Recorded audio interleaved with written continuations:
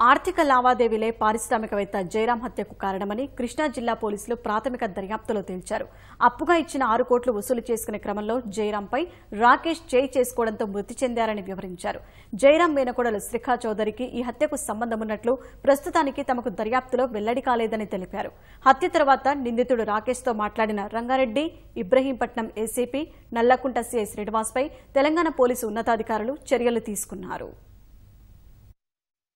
కొన్ని రోజులుగా ఉత్కంఠ రేపుతున్న పారిశ్రామికవేత్త చిగురుపాటి జయరాం హత్య కేసు చిక్కుముడి వీడింది. రాకేష్ రెడ్డితో జయరాంకు ఉన్న ఆర్థిక లావాదేవీలే హత్యకు కారణమని కృష్ణా జిల్లా ఎస్పీ త్రిపాఠి మీడియాకు వివరించారు. నిందితుడు పోలీసులకు చెప్పిన కథనం ప్రకారం 2018 ప్రారంభంలో కుత్బుల్లాపూర్లోని జయరాంకు చెందిన టెక్రాన్ కంపెనీ లాకౌట్ సమస్య సమయంలో రాకేష్ సాయం చేశారు. అప్పటినుంచి జయరాంకు రాకేష్తో పరిచయం పెరిగింది. తర్వాత రాకేష్ రెడ్డి వద్ద నుంచి జయరాం 2 విడతలుగా 4 కోట్ల రూపాయలకు పైగా అప్పు తీసుకున్నారు. తర్వాత జయరాం అమెరికా వెళ్లారు. అమెరికా నుంచి వచ్చాక కూడా జయరాం రాకేష్ నుంచి మరో 80 లక్షలు తీసుకున్నారు. అనంతరం తన సొమ్ము కోసం రాకేష్ ఒత్తిడి తెచ్చారు. రాకేష్ కు నగదు చెల్లించేందుకు గడువు కోరిన జయరాం అప్పు తీర్చలేకపోతే తన ఇల్లు రాసిస్తానని భరోసా ఇచ్చారు. ఆ ఇంటిపై అప్పటికే జయరాం బ్యాంకు రుణం తీసుకున్నట్లు తెలుసుకున్న రాకేష్ రెడ్డి డబ్బు చెల్లించాలంటూ జయరాంపై ఒత్తిడి పెంచారు. వడ్డీతో కలిపి 6 కోట్లు చెల్లించాల్సిన జయరాం క్రమంగా రాకేష్ ఫోన్ కాల్స్ లిఫ్ట్ చేయకపోవడం, తప్పించుకోవడం ప్రారంభించాడు.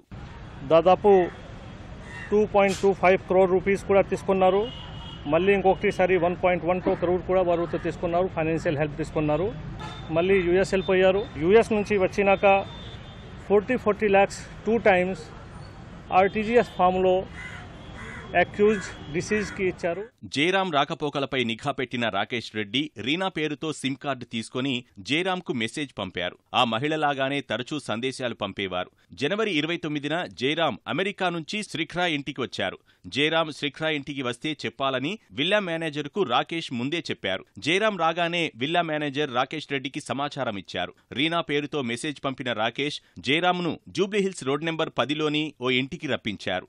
అక్కడే ఉన్న రాకేష్ రెడ్డి డబ్బు కోసం జయరాంపై ఒత్తిడి తెచ్చారు. డబ్బు కావాలంటూ జయరాంతో చాలా మందికి ఫోన్ చేయించారు. జయరాం కంపెనీలో ఓ విశ్రాంత ఉద్యోగి 6 లక్షలు ఇస్తారని జయరాంతో చెప్పారు. డబ్బు కోసం శిఖా చౌదరికి కూడా జయరాం ఫోన్ చేసినా ఆమె వద్ద డబ్బు లేదని చెప్పారు. డబ్బు వసూలు కావడం లేదన్న కోపంతో రాకేష్ చేయి చేసుకోవడంతో జయరాం ప్రాణాలు విడిచారు.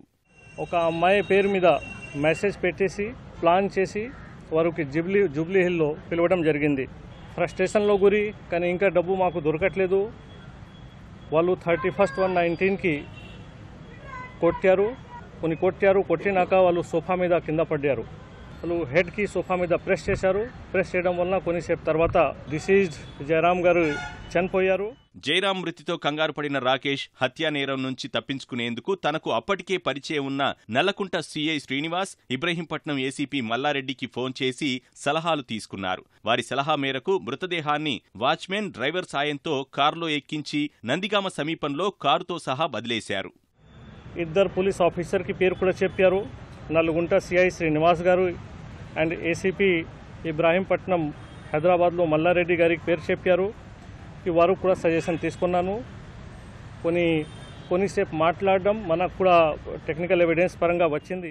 శిఖా చౌదరికి ఈ హత్యతో సంబంధం ఉన్నట్లు తమకు ఎలాంటి సమాచారం లేదని పోలీసులు తెలిపారు. ఇది ప్రాథమిక దర్యాప్తు మాత్రమేనని, ఇంకా చాలా మందిని ప్రశ్నించాల్సి ఉందని పోలీసులు వివరించారు.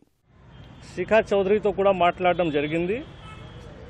శిఖా చౌదరితో కూడా ఇన్ఫర్మేషన్ తీసుకోవడం జరిగింది. మన ఇన్ఫర్మేషన్ పరంగా ఇప్పటి వరకు రాకేష్ చౌదరిలో అండ్ శిఖా మధ్యలో కొన్ని నెలల నుంచి అసలు సంబంధం లేదు. అంతకుముందు వాళ్ళకి రిలేషన్ ఉన్నాయి, బట్ ఆ రిలేషన్ చాలా రోజుల నుంచి బ్రేక్ అయింది.